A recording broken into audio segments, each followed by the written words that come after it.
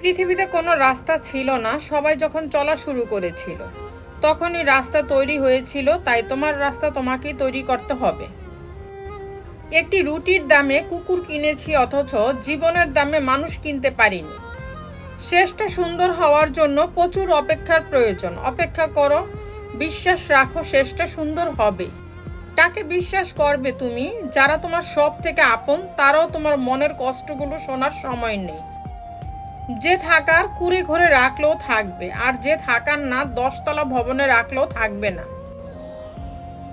নিজের পছন্দ মতো জীবন কাটাও, লোকের কথা মতো নয়, কারণ লোকে তো মুহূর্তে মুহূর্তে তাদের পছন্দ বদলায়। বেশিরভাগ বাবা মা কষ্ট করার পর নিজেদের সুখের সময় দুনিয়া ছেড়ে চলে যান। যে সন্তান তার নিজের মাকে ভাত দেয় না, সেও একদিন তার সন্তানের কাছে ভাত পাবে না।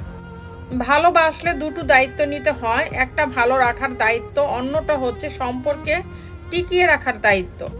দায়িত্ব নিতে না পারলে ভালোবাসা আপনার জন্য না। সম্পর্ক যদি ভাবনার সাথে মিশে যায় তাহলে তা ভাঙা মুশকিল, আর যদি তার স্বার্থের সাথে মিশে যায় তাহলে তা টেকানো মুশকিল। দামি পোশাক প্রসাধনী দিয়ে কুৎসিত শরীর ঢাকা গেলেও কুৎসিত মন কখনো ঢাকা যায় না। রাগ আর জেদ যদি কখনো আসে তাহলে একটি কাজ করুন, তার সাথে সাথে পানি হয়ে যাবে। আর তা হলো, মনে রাখবেন, রাগ হলো শয়তানের সৃষ্টি, আর শয়তান কখনো মানুষের ভালো চায় না। ভেবে দেখবেন আপনি বেশি কষ্ট পেয়েছেন রাগের সময় সিদ্ধান্ত নিয়ে। জীবনে কাকে কোথায় কখন কাজে লাগবে তা কেউ জানে না, তাই সবার সাথে ভালো ব্যবহার করতে শিখুন। ষড়যন্ত্রের মূল অস্ত্র হলো মিথ্যা, আর মূল দুর্বলতা হলো সত্য মিথ্যার যাচাইয়ের অযোগ্যতা।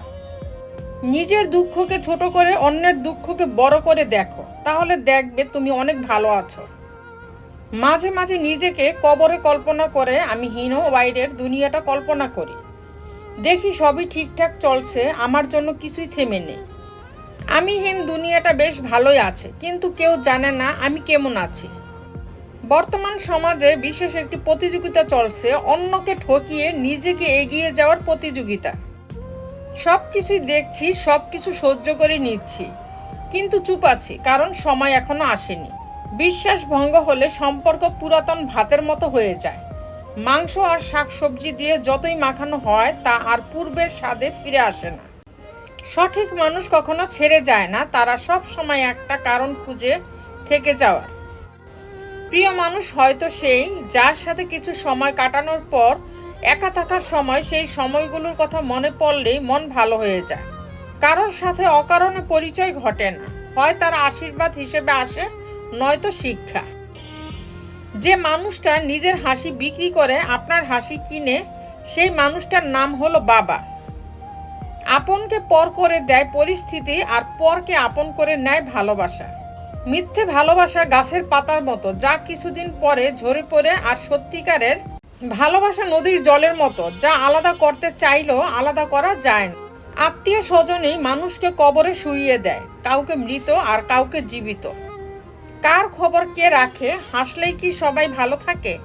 থেমে থাকলে শুধুই সময় ফুরাবে, চলতে থাকলে কিছুটা হলেও এগিয়ে যাবে।